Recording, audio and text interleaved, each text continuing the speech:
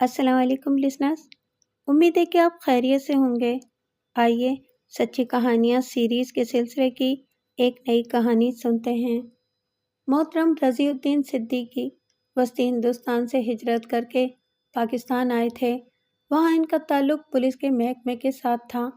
آئیے ان کی کہانی انہی کی زبانی سنتے ہیں۔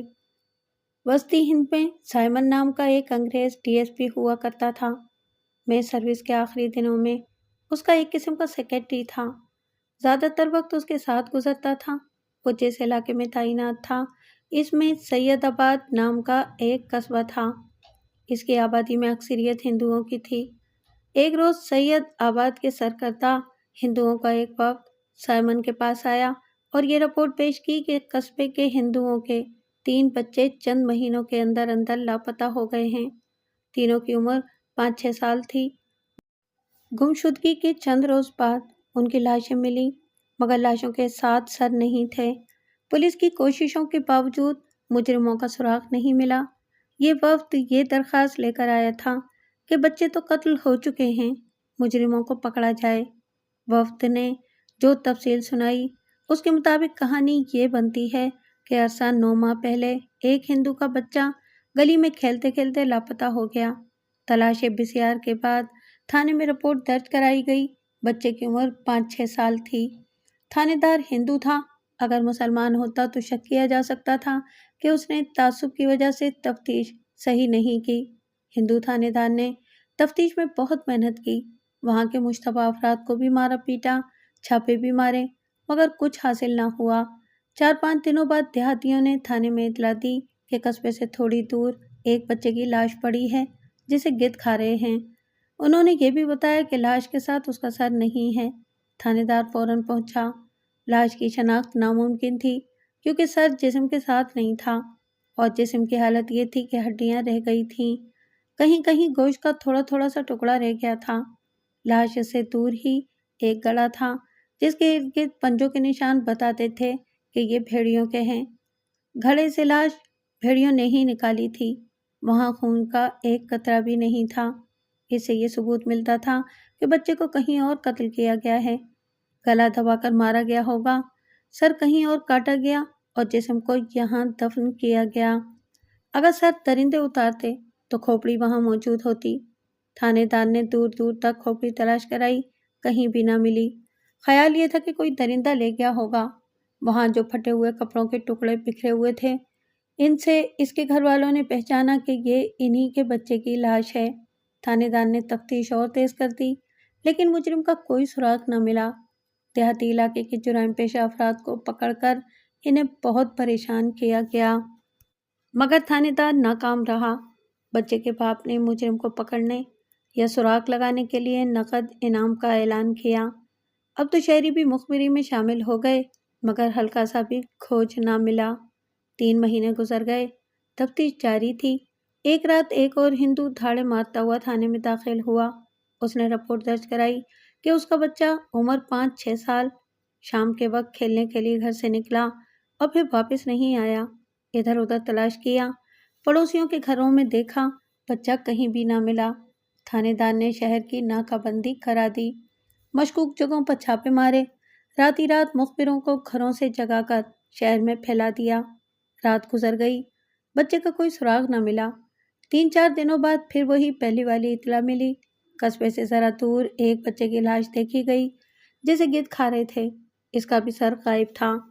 تھانے دار نے جا کر لاش دیکھی، اسے یوں محسوس ہو رہا تھا جیسے وہ اس لاش کو ایک بار پھر سے دیکھ رہا ہو جو اس نے 3 ماہ پہلے دیکھی تھی۔ درندے اور گدھ گوشت پوشت کھا گئے تھے، ہڈیوں کا پنجر باقی تھا جس کے ساتھ کہیں کہیں کھال یا بوٹی رہ گئی تھی۔ کپڑوں کے بکھرے ہوئے چیتھڑوں سے والدین نے اپنے بچے کو پہچانا۔ پہلی اور اس واردات میں صرف فرق یہ تھا کہ پہلی لاش قصبے کی کسی اور طرف سے ملی تھی اور دوسری کسی اور طرف سے ملی۔ یہ لاش بھی پوسٹ مارٹم کے لیے بھیجی گئی، پہلے بھی بھیجی گئی تھی۔ پوسٹ مارٹم کیا ہونا تھا، صرف ڈاکٹری رائے لینی تھی۔ دونوں کے متعلق ڈاکٹر نے لکھا تھا کہ گردنیں ایسے ہتھیار سے کاٹ کر جسم سے الگ کی گئی ہیں جس سے گردن کی ہڈی بھی کٹ گئی ہے، یعنی جوڑ الگ نہیں ہوا۔ خون کی غیر موجودگی کے متعلق ڈاکٹر نے رائے دی تھی کہ سر اس وقت اتارے گئے جب بچہ مردہ ہو چکا تھا۔ قصبے میں دہشت پھیل گئی۔ لوگوں نے بچوں کا گھروں سے باہر نکلنا بند کر دیا۔ راتوں کو بچوں کی سخت حفاظت ہونے لگی، مگر مصیبت تو تھانے دار کے لیے بن گئی جس کے سر پر پہلے بچے کی تفتیش سوار تھی۔ 3 مہینوں میں وہ 1 انچ بھی آگے نہیں بڑھ سکا تھا۔ دوسری واردات پہلے سے ذرا سی بھی مختلف نہیں تھی۔ 1 مہینہ گزر گیا، کچھ بھی پتہ نہ چلا کہ یہ قصہ کیا ہے۔ اب کے 2-3 ہندوؤں نے مجرم کو پکڑنے یا سراغ لگانے والوں کے لیے انعام مقرر کیا، اور یہ انعام کی رقم 900 روپے بنتی تھی، جو آج کے دور کے 10,000 روپے کے برابر تھی۔ شہریوں نے اپنے اپنے ذرائع اور کوششوں سے سراغ لگانے کی مہم شروع کر دی۔ اس مہم میں لوگوں نے سادھو، مہنتوں اور پیر و فقیروں کو بھی شامل کر لیا۔ قصبے کے قریب ہندو سادھوؤں کا ڈیرا تھا، جسے وہ آشرم کہتے تھے۔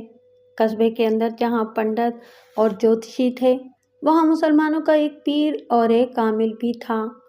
جب ان لوگوں کو سراغ رسانی کی مہم میں شامل کیا گیا تو ہندو اور مسلمان اپنا اپنا مذہب بھول گئے۔ ہندوؤں نے اپنے اپنے پنڈتوں اور سادھوؤں سے بچوں کے قاتل کا پتہ معلوم کرنے کے لیے ان کی فرمائشیں پوری کی، اور مسلمانوں کے پیر اور عامل کے پاس بھی گئے اور نظر نیاز دے کر پوچھا کہ بچوں کا قاتل کون ہے۔ مسلمان بھی ڈرے ہوئے تھے، ان کے بھی بچے اغوا اور قتل ہو سکتے تھے۔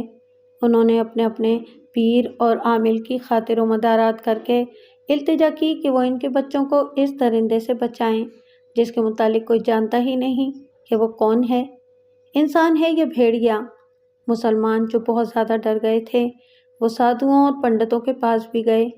کیا پیر اور کیا پنڈت لوگوں کی ڈھارس بندھانے کی بجائے انہیں یہ کہہ کر ڈراتے رہے کہ کوئی جن بھوت ہے اور کسی پاپی کی بدرو بھی ہو سکتی ہے۔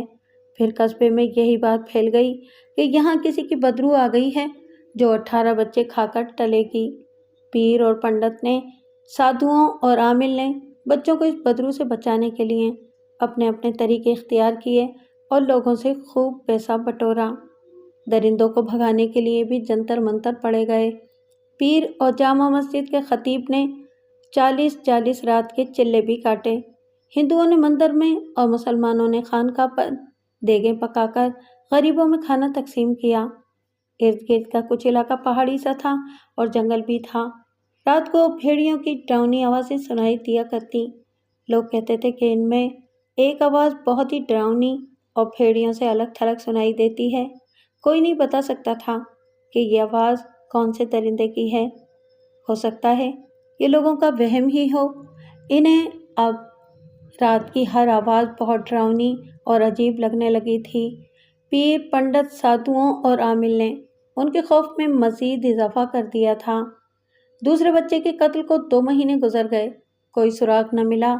تھانے دار کی تبدیلی ہو گئی، اس کی جگہ نیا تھانے دار آ گیا، وہ بھی ہندو تھا۔ لوگ کہتے تھے کہ پہلے تھانے دار نے مل ملا کر سید آباد سے تبدیلی کرا لی ہے۔ اگر ایسا ہی ہوا تھا تو صاف ظاہر ہے کہ اس نے 2 بچوں کے پراسرار قتل کی تفتیش سے گلو خلاصی کرائی تھی۔ ان وارداتوں کی تفتیش نئے تھانے دار کے سپرد ہوئی۔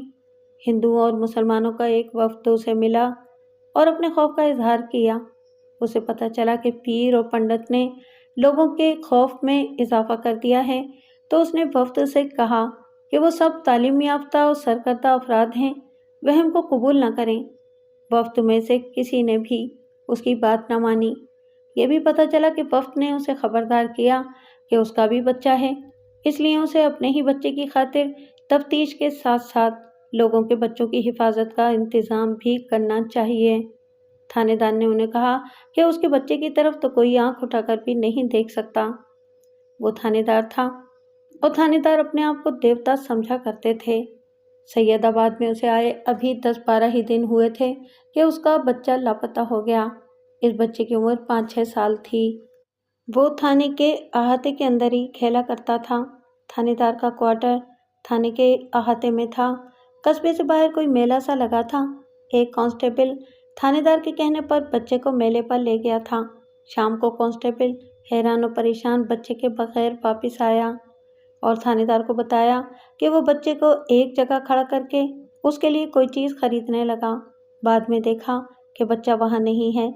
صرف ایک آدمی نے اسے بتایا کہ ایک آدمی اس بچے کے ساتھ باتیں کرتے دیکھا گیا تھا۔ اس آدمی کو شناخت نہ کیا جا سکا۔ یہ تھانے دار کا اپنا بچہ تھا۔ اس نے کانسٹیبل کو حوالات میں بند کر دیا۔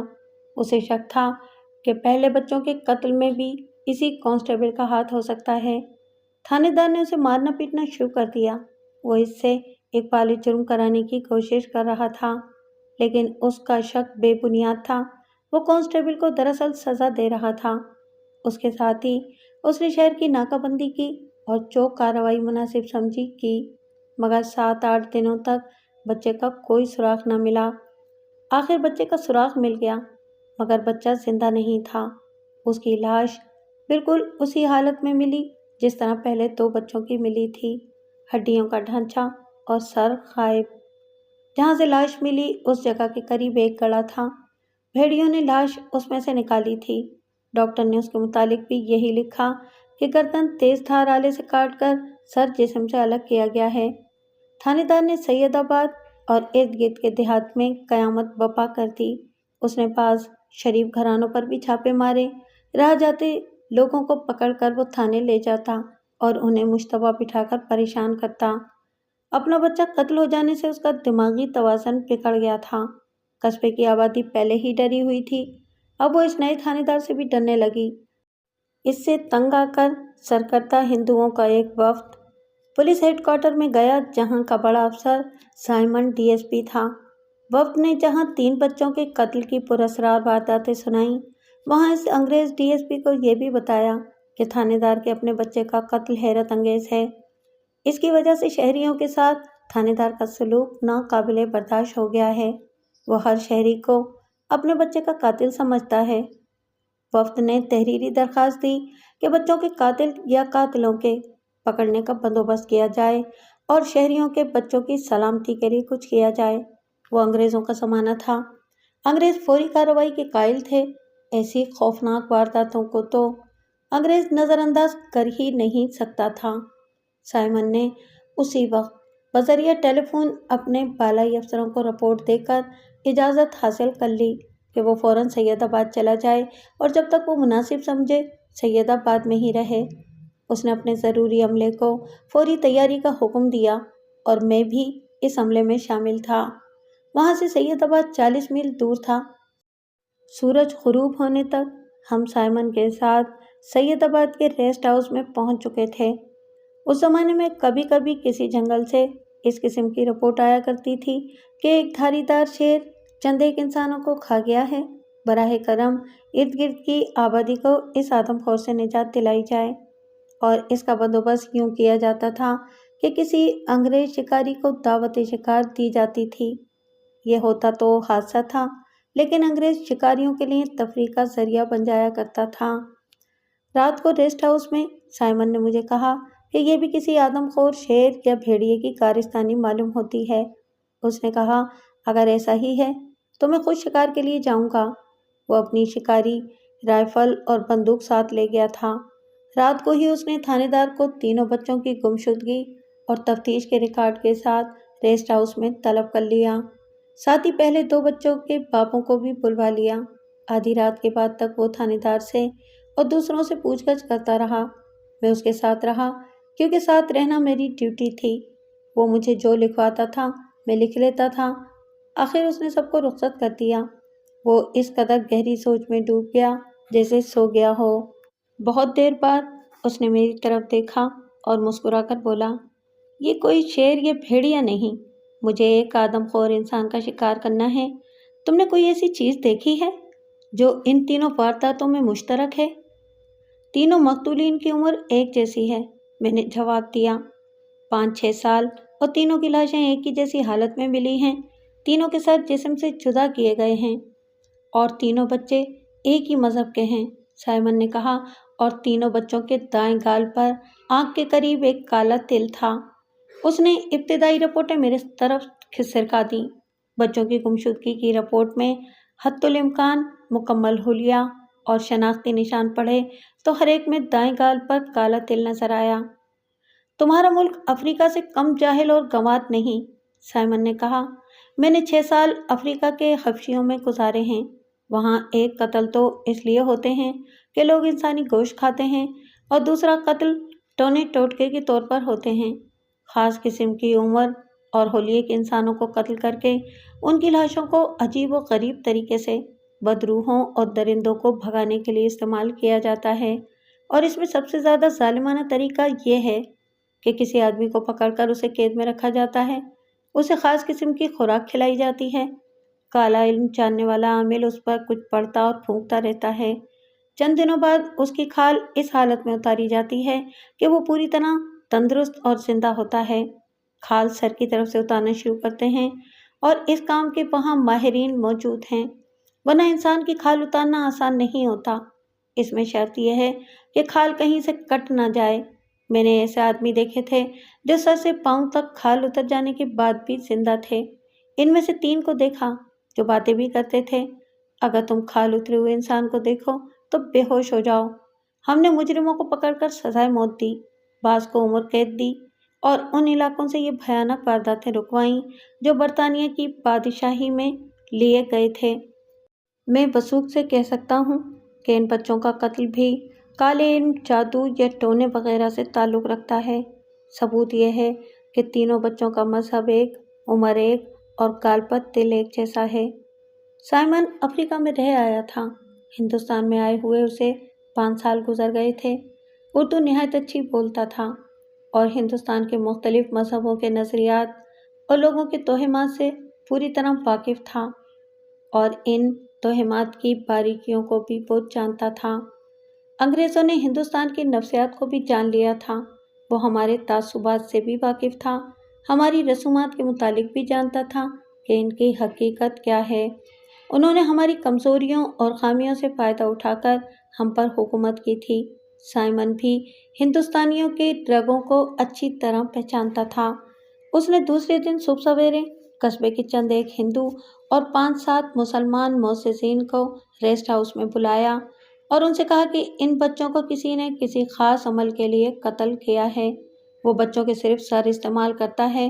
آپ لوگ اپنے پیروں، فقیروں، پنڈتوں، سنیاسیوں اور سادھوؤں پر نظر رکھیں۔ ان لوگوں کے پاس کوئی خدائی یا غیبی طاقت نہیں ہے۔ ہندو اور مسلمان موسسین نے سائمن کی بات کاٹ دی۔ مسلمانوں نے کانوں پر ہاتھ رکھ کر لاہور پڑھی، اور ہندوؤں نے ہاتھ جوڑ کر اپنے مذہب کے کچھ الفاظ کہے جو توبہ توبہ کے ہم معنی تھے۔ دونوں نے دبی دبی زبان میں احتجاج کیا۔ ان کے جذبات مجروح ہو گئے تھے۔ مسلمان اپنے پیروں فقیروں کے خلاف، اور ہندو اپنے سادھوؤں، مہنتوں اور پنڈتوں کے خلاف کوئی بات برداشت کرنے کو تیار نہیں تھے۔ سائمن کو ان کے رد عمل پر غصہ آ گیا۔ اس نے انہیں کہا کہ اگر انہوں نے اپنے خیالات بدلنے کی کوشش نہ کی تو ان کے کئی اور بچے قتل ہوں گے، مگر ان لوگوں نے پھر بھی سائمن کی بات پر غور نہ کیا۔ ایک مسلمان نے کہہ دیا کہ پیر خدا کے زیادہ قریب ہوتے ہیں۔ تمہارے عقیدے افریقہ کے حبشیوں جیسے ہیں، سائمن نے کہا۔ ان کے بھی تمہاری طرح کے پیر اور پنڈت ہیں جنہوں نے ان حبشیوں کو جانور بنا رکھا ہے۔ وہاں کالا جادو چلتا ہے، وہاں بھی لوگ تمہاری طرح قتل کرتے اور قتل ہوتے ہیں۔ تم میں اور ان میں فرق صرف یہ ہے کہ وہ انسان کا گوشت کھا جاتے ہیں جو تم نہیں کھاتے۔ میں ہندو مذہب کو بھی جانتا ہوں اور اسلام سے بھی واقف ہوں۔ دونوں مذہب یہ تعلیم دیتے ہیں کہ خدا اور انسان کا براہ راست تعلق ہے، مگر تمہارے پیر، پنڈت، سادھو اور عامل درمیان میں آ گئے۔ انہوں نے خدا اور انسان کا رشتہ توڑ دیا۔ انہوں نے تمہاری جہالت سے فائدہ اٹھایا اور تمہیں اور زیادہ جاہل بنا دیا۔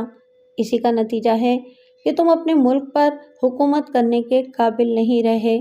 ہم اتنی دور سے آ کر یہاں حکومت کر رہے ہیں، اور اس کی وجہ یہ ہے کہ ہم صرف مذہب کے پابند ہیں اور خدا کے سوا کسی سے دعا نہیں مانگتے۔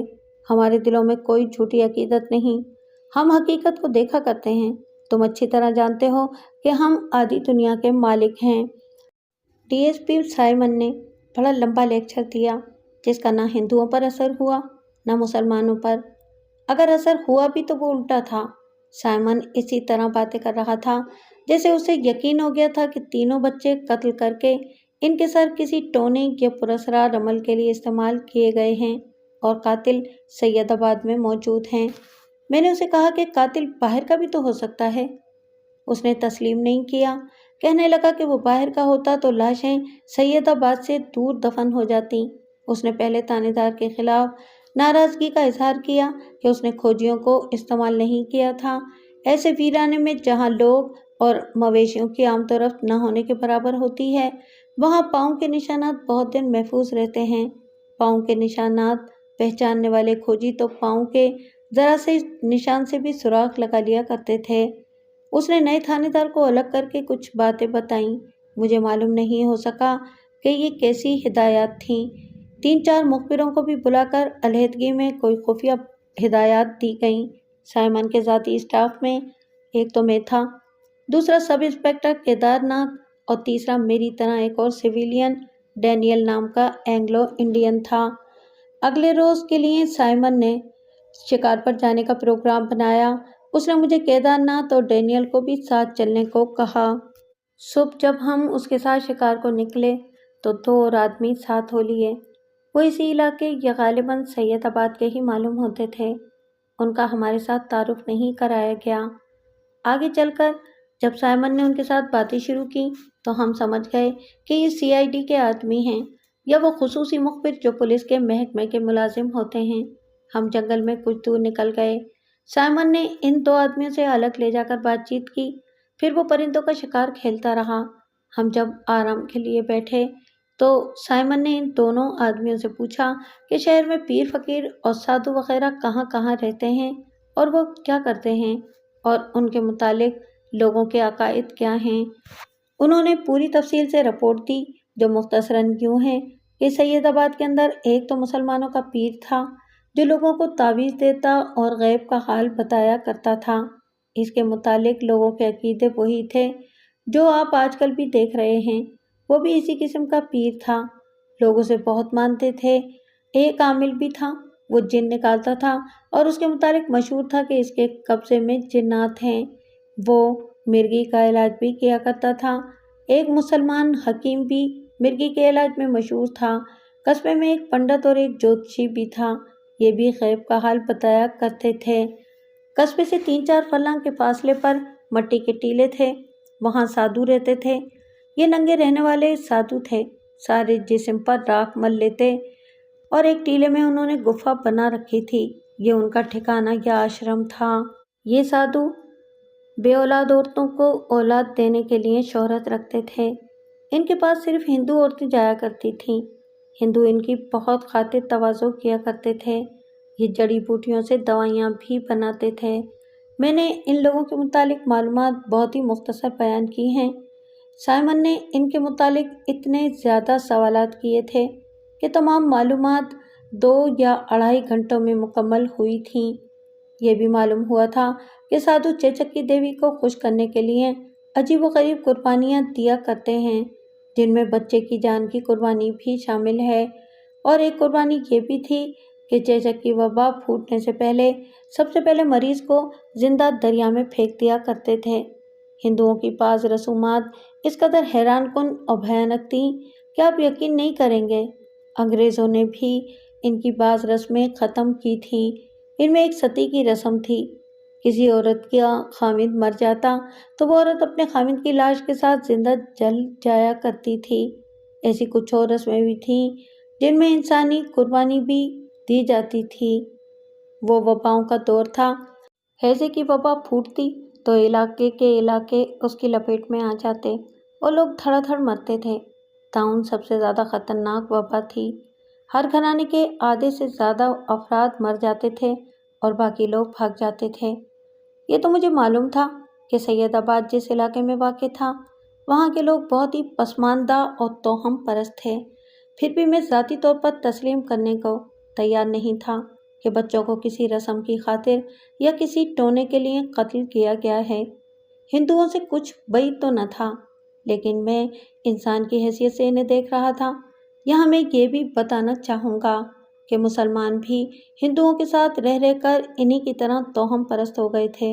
انہوں نے اسلام جیسے عظیم مذہب کی شکل و صورت بگاڑ ڈالی تھی۔ پھر بھی میری رائے یہ تھی کہ سائمن قتل کی 3 ملتی جلتی وارداتوں کی تفتیش غلط راستے پر لے جا رہا ہے۔ میں اس کا ادنی ملازم تھا، اس کی بات کی مخالفت کی جرات نہیں تھی۔ البتہ اس کے تجربے، ذہانت اور خود اعتمادی کا میں قائل تھا۔ شکار سے واپس آتے ہوئے وہ دونوں مخبروں کو الگ لے گیا۔ انہیں معلوم نہیں کیا کہا، وہ دونوں راستے ہی میں ہم سے الگ ہوئے اور چلے گئے۔ ریسٹ ہاؤس میں رات کو اس نے تھانے دار کو بلایا اور بند کمرے میں اس کے ساتھ بہت دیر باتیں کرتا رہا۔ کھانے کے بعد اس نے ہمیں سونے کی اجازت دے دی۔ ہم صبح اٹھے تو ریسٹ ہاؤس کے اندر سے ایک جوان عورت نکلی، جسے دیکھ کر ہم حیران نہیں ہوئے۔ عورت خوبصورت بھی تھی۔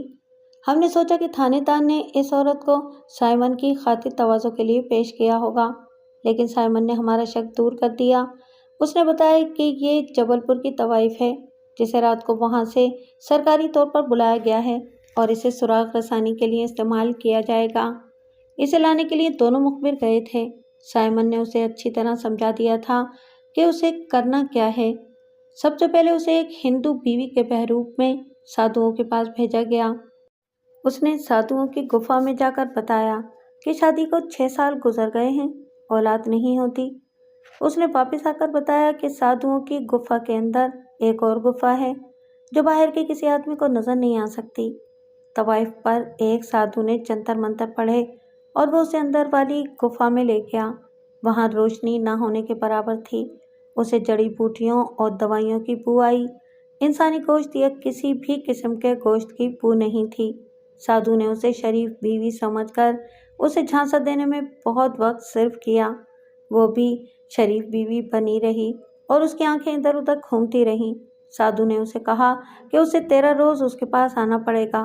سادھو نے اسے ایک ٹونا یہ بتایا کہ کسی کا دودھ پیتا بچہ مر جائے تو اس کی لاش پر ٹوکرا الٹا رکھ کر ٹوکرے پہ بیٹھ کر نہاؤ تو اولاد ہوگی، یا اگر کسی کا 3-4 ماہ کا بچہ اپنے ہاتھوں مار کر اس پر نہاؤ تو مراد جلدی پوری ہوگی۔ طوائف سائمن سے سبق لے کر آئی تھی۔ اس نے سادھو سے کہا کہ اسے کسی نے بتایا ہے کہ 5-6 سال کی عمر کا ایسا بچہ دیکھو جس کے گال پر کالا تل ہو، اسے کسی طرح لے آؤ۔ اس نے یہ نہیں بتایا کہ اس بچے کا وہ کرے گا کیا۔ سادھو نے اسے بتایا کہ اتنا بڑا بچہ بے اولاد عورت کو اولاد دینے کی ٹونے میں کام نہیں آ سکتا، بچہ 3-4 ماہ کا ہونا چاہیے۔ طوائف نے کریدنے کی بہت کوشش کی، لیکن سادھو نے بتانا نہ چاہا، یا اسے معلوم ہی نہیں تھا کہ 5-6 سال کی عمر کے بچے کو کس ٹونے کے لیے قتل کیا جاتا ہے۔ سادھو نے اسے کہا کہ وہ 13 روز متواتر اس کے پاس آئے، اسی سے اس کی مراد پوری ہو جائے گی، کسی کے بچے کو قتل کرنے کی ضرورت نہیں پڑے گی۔ طوائف وہاں سے یہ رپورٹ لائی کہ ان سادھوؤں نے عورتوں کو پھانسنے کا فراڈ چلا رکھا ہے اور وہاں بدکاری کے سوا کچھ بھی نہیں۔ اس کے بعد طوائف کو پرانے زمانے کے سفید برقعے میں پیر کے پاس بھیجا گیا۔ وہاں بھی اس نے کہا کہ اسے اولاد نہیں ہوتی۔ وہاں سے بھی وہ یہی رپورٹ لائی کہ ننگے سادھوؤں اور اس پیر میں کوئی فرق نہیں۔ طوائف نے اس پیر کی درپردہ دنیا کو اچھی طرح دیکھا، وہاں سے اسے کچھ نہ ملا۔ اسے اس حکیم کے پاس بھیجا گیا جس کے متعلق مشہور تھا کہ مرغی کا علاج کرتا ہے۔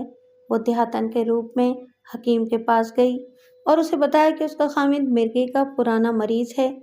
1 درجن حکیم اور سیانے ہار چکے ہیں، اسے افاقہ نہیں ہوا۔ حکیم نے اسے ایک نسخہ بتا کر کہا کہ یہ چیزیں لا دو تو وہ دوائی بنا دے گا۔ حکیم نے جو چیزیں بتائی تھیں ان میں سے مجھے 3 یاد رہ گئی ہیں۔ سانپ کی سری جو سانپ کو مار کر فوراً اتاری گئی ہو، 2 چمگاڈر اور انسانی کھوپڑی کی تھوڑی سی ہڈی۔ کھوپڑی خواہ 100 سال پرانی ہو یا 1 سال، یہ ہڈی قبرستان سے حاصل کی جا سکتی تھی۔ طوائف نے حکیم سے کہا کہ وہ منہ مانگے پیسے لے لے اور یہ اشیاء خود اکٹھی کر کے دوائی بنا دے۔ حکیم نے کہا کہ وہ اتنا وقت نہیں نکال سکتا کہ سانپ، چمگاڈر اور کھوپڑیاں ڈھونڈتا پھرے۔ اس کے پاس دوائی نہیں تھی۔ اس نے طوائف کو بتایا کہ جو مریض اسے مطلوبہ اشیاء لا دیتا ہے اسے وہ دوائی تیار کر کے پوری کی پوری دے دیتا ہے اور اپنی اجرت لے لیتا ہے۔ تھانے دار ہمارے پاس بیٹھا تھا۔ اس نے کہا کہ یہ انگریز پاگل ہو گیا ہے، معلوم نہیں کیوں لوگ سمجھتے ہیں کہ انگریز عقل مند ہوتے ہیں۔ میں بھی تفتیش کے اس طریقے کو احمقانہ سمجھ رہا تھا۔ یہ عورت بھیس بدل بدل کر جا اور آ رہی تھی۔ میں اس کی اتنی تعریف ضرور کروں گا کہ غیر معمولی طور پر ہوشیار اور ذہین عورت تھی۔ مجھے یہ معلوم نہیں ہو سکا کہ سائمن اسے پہلے سے جانتا تھا یا نہیں۔ میرا خیال ہے کہ وہ اس عورت کو پہلے سے ضرور جانتا ہوگا اور اسے مخبری اور سراغ رسانی کی پہلے سے ہی ٹریننگ ملی ہوئی ہوگی۔ ذرا سے وقت میں اسے اس پیچیدہ کام کے لیے تیار کرنا ممکن نہیں ہو سکتا تھا۔ وہ اچھی خاصی جاسوس معلوم ہوتی تھی۔ یہ تو سائمن نے کہا تھا کہ یہ جبل پور کی طوائف ہے، ورنہ میں اسے ایسی نہیں سمجھتا تھا۔ مجھے معلوم نہیں کہ سائمن اسے الگ کمرے میں کیا کیا ہدایات دیتا اور کس طرح رہسل کراتا تھا، اس لیے میں آپ کو وہاں کی تفصیلات نہیں سنا سکتا۔ یہ ساری باتیں بعد میں کچھ سائمن نے خود سنائی اور بعض سب انسپکٹر کیدار ناتھ نے بتائی تھیں۔ اگلے دن یہ عورت دیہاتن بن کر اس مسلمان عامل کے پاس گئی جو مرگی کا علاج کرتا تھا اور جس کے قبضے میں جنات تھے۔ اسے بھی اس نے یہی کہا کہ اس کا خامد مرگی کا مریض ہے۔ اس نے واپس آ کر بتایا کہ یہ عامل پراسرار سا آدمی ہے، گھر میں اکیلا رہتا ہے، اس کی آنکھیں لال سرخ اور باہر کو نکلی ہوتی ہیں۔ اس آدمی نے اسے بتایا کہ دوائی 20 روز بعد ملے گی اور 1 ہفتے کی دوائی کی قیمت 100 روپیہ ہوگی۔ علاج مسلسل 3 مہینے ہوگا۔ یاد رکھیے کہ 100 روپیہ 1 ہفتہ بہت زیادہ قیمت تھی۔ یہ رقم آج کے 1000 روپوں کے برابر تھی۔ عامل نے اسے بتایا کہ اگر وہ 3 مہینوں کے علاج کے لیے 1200 روپے ادا کر سکتی ہے تو 20 روز بعد خامد کو لے کے آ جائے۔ اس عورت نے عامل کو رام کرنے اور راز کی کوئی بات معلوم کرنے کی کوشش کی، مگر کوئی راز معلوم نہ ہو سکا۔ اس سے یہ رپورٹ لے کر سائمن نے حکیم کو بلوا لیا، جس نے اس عورت کو نسخہ بتایا اور اشیاء لانے کو کہا تھا۔ حکیم سے جب سائمن پوچھ گچھ کر رہا تھا تو میں وہاں موجود تھا۔ سائمن نے اس کی حکمت اور ذہانت کو پرکھنے کے لیے بہت سے سوال کیے۔ میری رائے کے مطابق حکیم اپنے اس فن سے آگاہ تھا۔ اس نے نہایت اچھے جواب دیے۔ سائمن نے اس سے سانپ کی کھوپڑی، چمگاڈروں اور انسانی کھوپڑی کی ہڈی کے متعلق پوچھا کہ ان میں کیا خوبیاں ہیں۔ حکیم نے ہر شے کے اجزائے ترکیبی بتائے، دوائی بنانے کا طریقہ بتایا اور دماغ پر اس کے اثرات بتائے۔ معلوم ہوتا تھا کہ سائمن قائل ہو گیا تھا۔ حکیم نے یہ کہہ کر اس انگریز کو پوری طرح قائل کر لیا کہ پسماندہ لوگ مرگی کو جن بھوت اور آسیب سمجھ کر تعویذوں سے علاج کراتے ہیں۔ یہ مرض دماغ کے ایک چھوٹے سے حصے کے بے قابو ہونے کی وجہ سے پیدا ہوتا ہے اور یہ ایک مرض ہے، آسیب نہیں۔ سائمن نے اس سے پوچھا کہ وہ یا اس کے مریض انسانی کھوپڑی کی ہڈی کہاں سے لاتے ہیں۔ اس نے بتایا کہ بعض جگہوں پر بہت ہی پرانی قبریں ہیں جہاں کی مٹی اتنی بہہ گئی ہے کہ ہڈیوں کے پنجر ننگے ہو گئے ہیں۔ ان سے 1 آدھ انچ لمبی اور اتنی ہی چوڑی ہڈی لے آنا کوئی مشکل نہیں۔ اس کے بعد سائمن نے اس سے پوچھا کہ اگر وہ یہ دوائی خود ساری چیزیں اکٹھی کر کے بنائے تو مریض سے کتنے پیسے لے گا۔ اس نے جواب دیا کہ وہ 50 روپوں میں مریض کو ٹھیک کر سکتا ہے۔ تب سائمن نے اسے پوچھا کہ وہ کون سی دوائی ہے جو 100 روپے کی 1 ہفتے کے لیے کافی ہوتی ہے۔ حکیم نے جواب دیا کہ ایسی کوئی دوائی نہیں، البتہ مریض کی مجبوری سے ہم جس قدر فائدہ اٹھا سکتے ہیں۔ کیا انسانی دماغ یعنی کہ مغز کسی دوائی میں استعمال ہوتا ہے؟ سائمن نے پوچھا۔ میں نے حکمت کی ساری کتابیں نہیں پڑھی، حکیم نے جواب دیا۔ میں نے سنا ہے کہ انسانی دماغ کسی دوائی میں استعمال ہوتا ہے اور یہ دوائی دماغی خرابیوں کو ٹھیک کرتی ہے۔ حکیم کے بولنے کا انداز اور شائستگی بتا رہی تھی کہ جرم کے ساتھ اس کا دور کا بھی تعلق نہیں۔ سائمن نے 3 گھنٹے صرف کر کے اپنی مطلب کی باتیں معلوم کر لیں اور حکیم کو رخصت کر کے تھانے دار کو بلایا۔ فوراً بعد وہ سب کو ساتھ لے کر ریسٹ ہاؤس سے نکلا اور کہا کہ وہ عامل کے گھر پر چھاپا مارنا چاہتا ہے۔ میں بھی ساتھ تھا۔ عامل کا مکان الگ تھلگ سا تھا، بڑے ہی پرانے دور کی یادگار مکان تھا۔ ہم سائمن کے ساتھ اس کے گھر میں داخل ہوئے۔ وہ وہاں موجود تھا۔ نم آلود کمرے میں کنستر، بوتلیں، تھیلیاں اور ایسی بے شمار چیزیں بکھری ہوئی تھیں۔ وہاں عجیب سی بدبو تھی۔ وہ ایک انگریز ڈی ایس پی اور ایک تھانے دار کو دیکھ کر اتنا گھبرایا کہ اس کا رنگ صاف پیلا پڑ گیا۔ اس کا چہرہ کھردرا اور آنکھیں ڈراؤنی تھیں۔ عمر 40 کے لگ بھگ ہوگی۔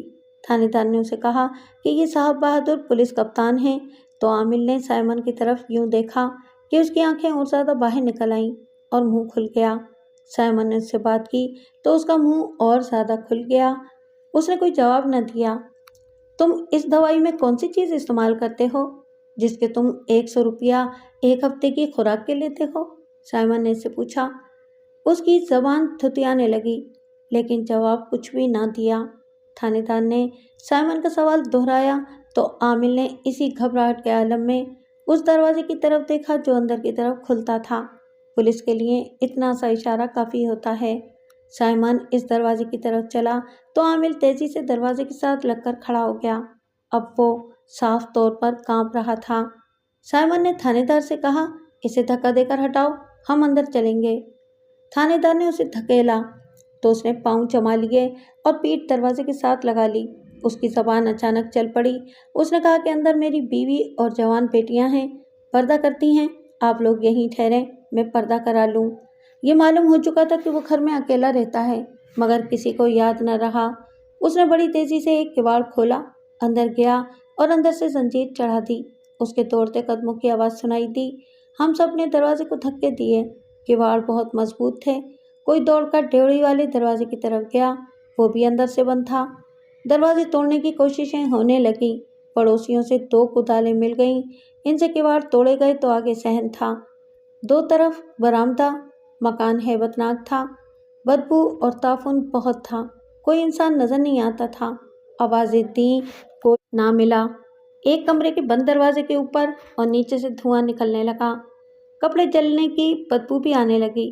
اس دروازے کو توڑا جہاں سے کواڑ ٹوٹتا تھا، وہاں سے دھوئیں کے رکے ہوئے بادل باہر کو اتنی تیزی سے اور زور سے آتے تھے کہ سامنے ٹھہرا نہیں جاتا تھا۔ تعفن ناقابل برداشت تھا۔ کواڑ ٹوٹ گیا تو رکا ہوا دھواں باہر کو آیا، سب ادھر ادھر ہو گئے۔ تپش اور بدبو کمرے کے قریب جانے نہیں دیتی تھی۔ اندر سے کسی کے کراہنے کی بلند آواز آئی۔ اندر آگ لگی ہوئی تھی۔ سب پانی لینے دوڑے۔ باہر سے بھی لوگوں کو بلایا گیا۔ لوگ پانی کے گھڑے اور بالٹیاں اٹھا لائے اور منہ سر چادروں اور پگڑیوں میں لپیٹ کر کمرے کے اندر پانی پھینکنے لگے۔ سائمن نے آگ بجھانے کا کام ایسے طریقے سے منظم کیا کہ آگ بجھائی گئی مگر بدبو کی وجہ سے کوئی اندر نہیں جاتا تھا۔ کمرے کی کوئی کھڑکی نہیں تھی، روشن دان بھی کوئی نہیں تھا۔ سائمن نے تھانے دار سے کہا کہ چھت پر کچھ آدمی جا کر چھت میں 2-3 فٹ چوڑا سوراخ کر دیں۔ انگریز حاکم کو خوش کرنے کے لیے کئی آدمی کدالیں لے کر دوڑتے ہوئے اوپر چلے گئے اور خاصا سوراخ کر دیا۔ دھواں سوراخ کے راستے خارج ہونے لگا۔ دروازے میں چادریں پھیلا کر اور ادھر ادھر سے پکڑ کر زور زور سے ہلائی گئی، اس سے دھواں اوپر کو نکل گیا۔ 4-5 لالٹینیں جلا کر اندر گئے۔ بہت ساری چیزیں جل گئی تھیں، کچھ ادھ جلی تھیں۔ مٹی کے طرح طرح کے برتن برآمد ہوئے۔ کام کی جو چیزیں اندر سے نکالی گئیں ان میں ایک تو عامل تھا جس کا جسم جل گیا تھا، اس کا سارا لباس جل گیا تھا، کھال سیاہ کالی ہو گئی تھی، سر کے بال جل گئے تھے، سر اور چہرے کا رنگ ایک دم ایک جیسا ہو گیا تھا، کہیں کہیں سے کھال سے خون بہہ رہا تھا، ہاتھ اور پاؤں مڑ گئے تھے اور اس کا جسم دیکھ کر دل پر ہول طاری ہوتا تھا مگر وہ زندہ تھا۔ اسے چرپائی پر ڈال دیا گیا۔ دوسری کام کی چیز جو برآمد ہوئی وہ مٹی کا ایک بیسن تھا۔ اس میں ایک بچے کی کھوپڑی رکھی تھی جو جھلس گئی تھی، سر کے بال اور آنکھوں کے بال جل گئے تھے، چہرے پر پورا گوشت تھا مگر جھلسا ہوا، یوں معلوم ہوتا تھا جیسے مٹی کے اس بیسن میں کوئی سیاہ مادہ تھا جس میں اس کھوپڑی کو رکھا گیا تھا، مادہ جل گیا تھا۔ کام کی ایک چیز اور ملی، یہ ایک کنستر سا تھا، جسے کھولا تو اندر سے 2 کھوپڑیاں نکلی، یہ صرف ہڈیاں تھیں، گوشت کا نشان نہ تھا، اور یہ کھوپڑیاں بھی بچوں کی تھیں۔ تھانے دار نے بتایا کہ عامل سرگوشیوں میں کچھ بول رہا ہے۔ سائمن نے اس کے ہونٹوں سے کان لگائے لیکن عامل زیادہ دیر زندہ نہ رہ سکا، اس نے خودکشی کی بڑی ہی ظالمانہ اور کامیاب کوشش کی تھی۔ سائمن نے بعد میں بتایا کہ عامل نے مرتے مرتے کہا تھا کہ انسانی بچے کا دماغ مرگی کی دوائی میں شامل کیا جاتا ہے۔ عامل یہ بتائے بغیر مر گیا کہ اس نے بچے کس طرح اغوا اور قتل کیے، اس کے ساتھی کون تھے، اغوا کا طریقہ کیا تھا اور وہ صرف ہندوؤں کے بچوں کو کیوں قتل کرتا تھا، اور کیا گال پر کالا تل دوائی کے لیے ضروری تھا، اور ایسے کئی ایک سوال تھے جن کے جواب عامل اپنے ساتھ قبر میں لے گیا۔